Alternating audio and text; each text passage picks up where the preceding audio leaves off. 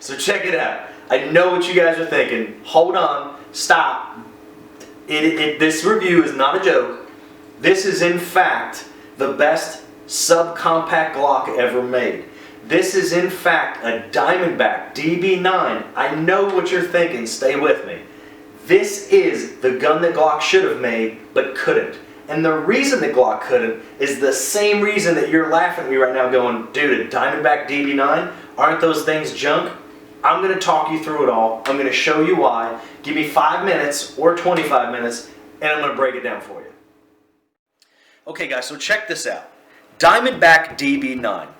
This one is actually I don't want to say like a limited run or a special edition. This one is a Davidson model. It has the Ameriglow night sight on it, which is pretty cool. Obviously you got your tritium followed by your luminescent orangish material there. You've got your anti-glare rear sight and you got your belt clip. Kind of a cool option. Not all of them have it, some of them do. Really, really cool if you have it. But what you'll notice here is it's a DB9, okay? It's a little bit bigger than the DB380. But what you realize when you look at this is if you take away this front checkering, okay? If you take away this belt clip, if you take away the grip a little bit, if you just look at it real fast, it looks like a Glock. They added a beaver tail back here, kind of cool or boring, but it just looks like a Glock. Now, magazine release. Very Glock-like. Trigger, un-Glock-like. And we're going to get to that. I want to show you 3 things about this gun right now before we get any farther in the review that are partly why this is the gun that Glock should have made but couldn't. Number 1, 9mm, extremely small. Small hands, 9mm. I mean, here's, just to give you an idea, here's a Glock 17 mag with a Zev base plate on it. Here's the DB9. Get that in the camera angle. I mean, this thing is tiny, guys. A 17 magazine is about the size of this, minus the grip. I mean, it's literally a small handheld firearm, okay? Now, size, we know it's small. Takedown, well, that looks very Glock-like. And I'm sure you can see that. That looks very Glock-like. On a Glock, empty chamber, on a Glock, you know that you pull the trigger, you pull it back a little bit, and you take that pin and pull it forward. Hey! Look what happened. Just like a Glock, right? Okay, now, does that look familiar to you? Let's go one step further. Does that look like some sort of safety plunger? Because to me it does. Looks very Glock-like, looks identical. Does that look like some sort of firing pin? Yep. That's exactly what that is. With a base cover, which this one's all gauded up with these 2 screws here, but you see that you've got the firing pin block right here. Looks very Glock-like, right? Captured recoil spring. Okay? Very Glock 26-esque. Okay? You've got your recoil spring, and then you got your secondary recoil spring that kind of slows it down, helps with inertia, helps not beat this thing up to death. Now, you take your barrel out. Looks familiar, right? I mean, this thing literally, I don't know how they're not getting sued. I mean, this thing is incredibly Glock-like. But in small places, it's not. Looks very familiar. Very, very familiar. External extractor. Okay? This is the second model, guys. And you can't see it with this here. But this has the longer extractor. The first model had a shorter extractor, more like a Glock. This one's got a longer extractor.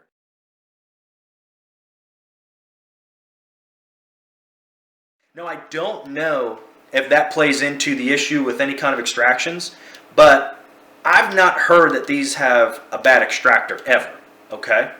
I'm going to show you the videos of shooting this thing later, but if you look at that extractor, same design. You look at the slide, same design. This thing is literally a Glock, okay? Now, here's where it gets crazy. You've got your slide rails. You've got right there, does that look familiar? Does that look like a Glock? This is where your striker safety, this is where it goes over it to engage your striker. So that you can actually use that striker and it can go forward and it goes bang. This is where it gets very different. This is what engages your striker, okay, when you pull the trigger. This is also a safety mechanism that, or excuse me, not a safety mechanism, but just part of the trigger assembly. But this is part of your safety mechanism because unless you pull the trigger all the way back, this Diamondback does not fire. Now, something very cool that I want to show you. They've literally gone out of their way. They've got lightning holes here, okay? They've got lightning holes here, kind of Swiss cheese in it, almost like they did on the old hot rods back in the day, okay? Everything that can be polymer on this is polymer. This thing weighs nothing. I mean, it literally weighs nothing. It weighs about what a G.I. Joe weighs when I was a child. I mean, it's literally, I could forget about this if I had this in my pocket all day long. Now, if I had the slide, which has a little bit of weight to it, I wouldn't be able to do that. But everywhere where they could save weight, they did so. The cool thing about it is, even the magazine release here is exactly the same as a Glock inside. Okay, so, goes back together like a Glock, right? Now, here's where it gets interesting. I'm going to shoot lefty here for a second. I want you guys to see that trigger pull, okay? It's a long, long, long, long break. Now, here's where it's interesting, okay? This is one of the problems with these firearms that these guys are telling you, okay? This has to, after seeing that trigger assembly inside, it is a long sweeping motion to pull that striker back and then let it fly forward. This has to be let all the way out. All the way out. So all you Glock guys, all you guys that are used to that reset, let me show you why they're messing this up when they fire this weapon, okay? Right about there is where reset is on a Glock, okay? Not yet, not yet, not yet, not yet, not yet, not yet, reset.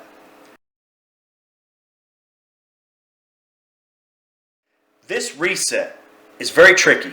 If you are a Glock shooter, it's going to take you a minute to get used to this reset, okay? You're going to have to shoot this firearm several times and just kind of get that muscle memory and realize, okay, I have to really let it out, really let it out.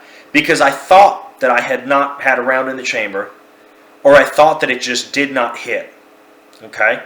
I had a mushy, or not a mushy, I had a dead trigger. It was very soft, no contact, but I could pull it back and forth. And that's when I realized that if you look right here, which just force a habit, look, bang, I was doing this. Because there's actually a large amount of travel I've got here. And it feels like a dead trigger because I'm used to kind of taking up that slack. Look how much room I've got here, okay? Now it goes bang. So unless, if you've got a lot of finger in the trigger like a lot of guys would do on these little guns, you could literally, see how long it took me to find that?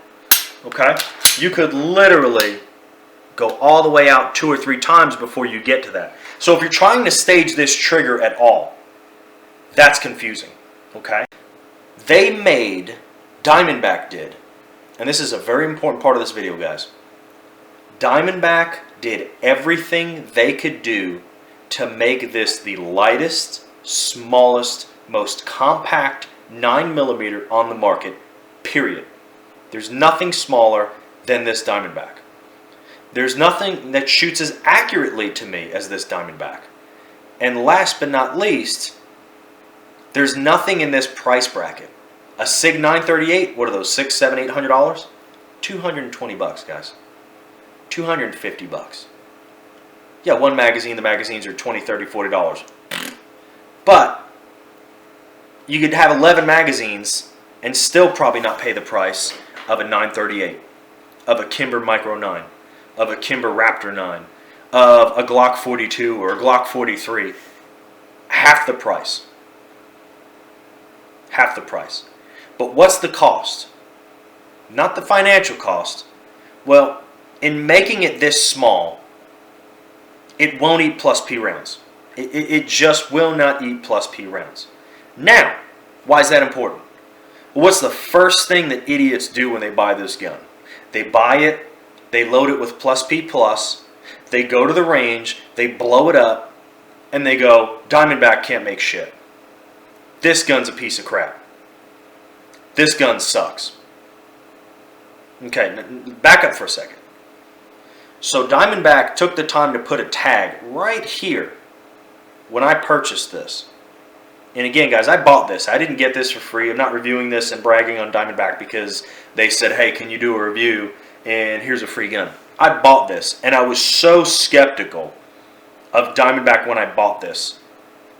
And luckily, I'm pretty good friends with the gentleman that runs the gun shop. And I said, brother, I said, hey, you know me. You know what I'm about. Are these things garbage or not? And he said, if you're going to buy it for you to shoot, get it. He said, you know how to shoot. You're going to hold on to it. Get it. And I said, what do you mean? Talk to me. I knew what he meant. I knew what he was inferring to. But I wanted to hear his experiences. I didn't want it to just be, hey, Rob, you can shoot. You know, I know you're out there doing your thing. I know that you'll be able to run this gun. I wanted to hear what his experiences were. He said, it's snappy. You got to hold on to it. If you can shoot and you hold on to it, it'll run. If you don't, it will hiccup. And it's true. Now, I'm not saying I'm the best shooter on the planet, but I could not even limp wristing this thing, even one-handing this thing, get it to malfunction.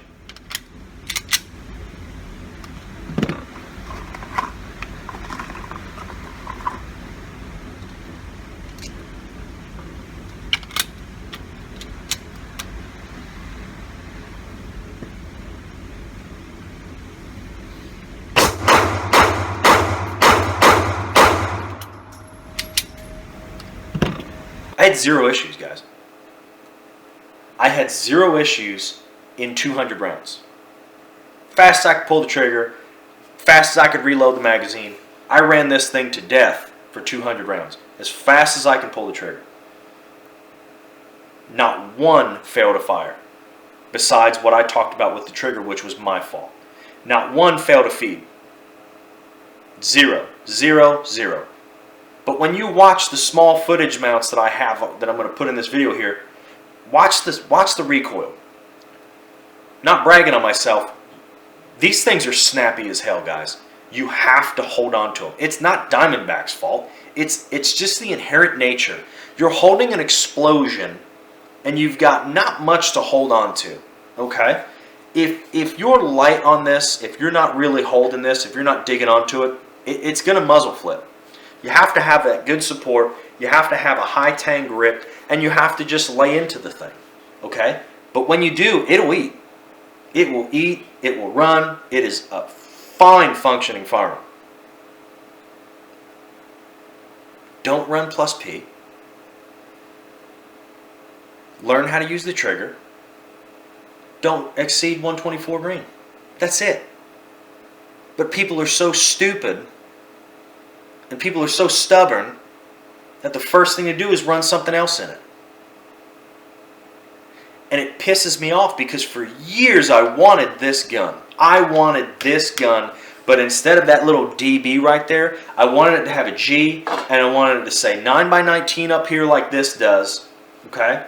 And I wanted it to have, well, I wanted it, but it realistically wasn't going to have any material up here for me to do a press check with, which, guys, very functional.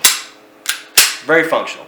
I feel like nutnfancy. I'm just all over the place, but I hope that people buy this DB9 because of this review, because I am so pumped. I love carrying this firearm, guys.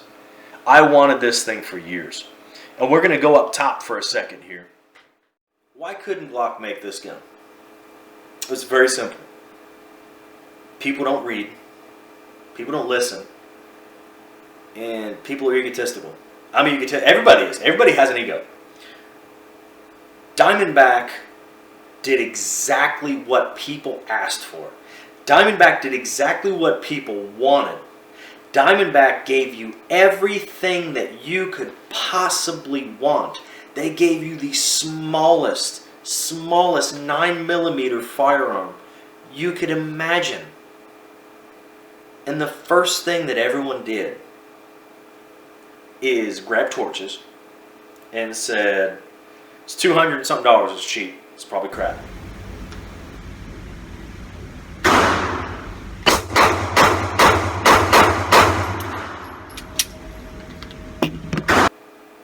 And Diamondback set themselves up for failure, in a way, by publicly letting people know, do not run plus P plus through it. Do not run over 124 grain. It was not designed to take that, guys, okay? They gave you the ability in a small, small frame. They made it as small as humanly possible in modern machining to make this thing reliable, to make it run, and people just shit on it. The people that are talking smack about this, and I'm going to catch some slack for this, I watched Nutnfancy shoot one of these things. This is bullshit. I'm sorry. Anybody that shoots a gun like this or like this, and again, I'm not trying to take shots. Dude's a Navy or Air Force veteran, okay? Great guy. Comes off like a super nice guy. Probably flies the shit out of some airplanes. Probably flies the shit out of some airplanes. Never claims to be the baddest shooter on the planet. But I think his ego gets the best of him, because guys like Nutnfancy are the reason that people are shooting like this, are the reason that I'm hearing, and this is ignorance on my part, I avoided this gun like the plague. I avoided it like the plague. Legitimately blown away, absolutely mind blown at how good this thing shot. Are you going to take it out and play with it with your buddies? No, it sucks. Follow me for a second. Are you going to put 5,000 rounds through in a year? Hell no, it sucks. Are you going to show it off to your buddies because it's the baddest gun on the planet when you got your Zebs and your Timbers and hopefully Jason Browse? Statement, I'm coming for you. Are you going to show it off? No. This is the type of gun that you carry every day. Okay? The best gun is the gun you got. Period. This is the type of thing that's going to save your life. This is the type of thing that's going to inspire confidence. It's going to give you that just unbelievably wealthy feeling of knowing that you have a firearm on you. Knowing that you have something to protect yourself, your family, your friends, a stranger. Because it's so small that you're going to actually carry it. Now, I'm crazy. I carry a Zev with an RMR and an extra magazine, appendix carry every day. I don't care. You know, I've conditioned myself to do that. But there are times where I can't carry it, and this guy's with me. This is always on my person. I love this thing. So let me touch on the whole, are you going to enjoy shooting it? Hell no, you're not going to enjoy shooting it. It's snappy. It'll eat your palm up. I mean, it's got some ass to it. It's got some kick. But you watch the videos of me shooting it. You can drive this thing. To all you people, all you non-shooters, all you people that are just so bullheaded that you have to find something wrong with everything. I don't like you. I don't like you because this is such a cool, such a welcomed addition to my collection. And it's not because it's fun to shoot. It's not. It's not because it's pretty. I mean, I think it's cool, but it's Diamondback. It's not because it's green. It's not because it's got a cool little clip on the side. It's a welcomed addition because I carry it every day. Because it works. Because if you follow the rules, the guidelines, the parameters, the conditions, if you just listen to what the people smarter than you said, to what the people that said, hey, we'll make you what you want, and we'll sell it, then you have a firearm that can save your life, that is the smallest, lightest, most Glock-esque, dare I say, a Glock with a different trigger in it for $220, 240, 260 bucks, somewhere in that range.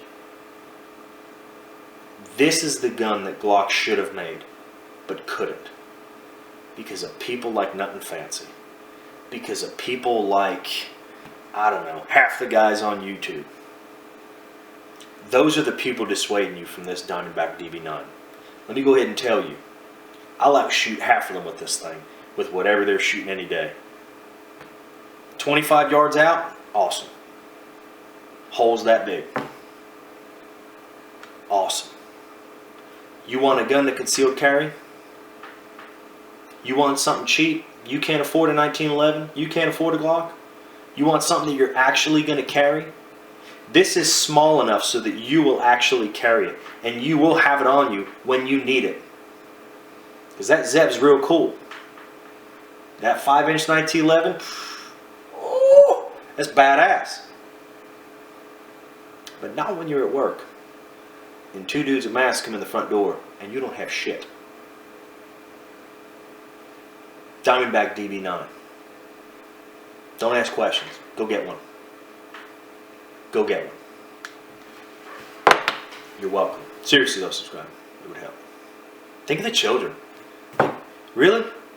You're still watching me. You still haven't subscribed. If you did, cool. If not, like, please, maybe. I don't know. Love you, bye.